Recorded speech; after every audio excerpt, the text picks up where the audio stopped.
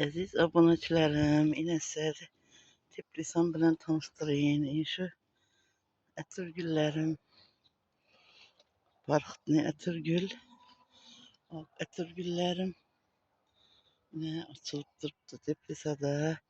Sıtlam açılgan güllərim köp. Yine aturski işləb qoyubman. Lala kızıldak. Yine bu köp vaxt deyik bir geçə açıladan 40 ağayını gülüm. Şu Teplisam. Yine bu Teplisam'da palma. Yine da palmalar. Hoş güller. Aranjiyo açıladan.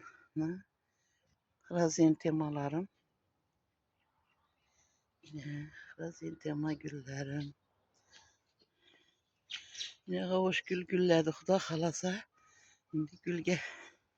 Bunlar yine bu açıldı. Bunları açılışqa tayarlanıb durubdu. Şu daraxt ne olukunu bilmedim. Özü kökerdi. İşince belent boyu. Pesinde yarpak yok. Boyu belent. İyi bu badrinlerim yine.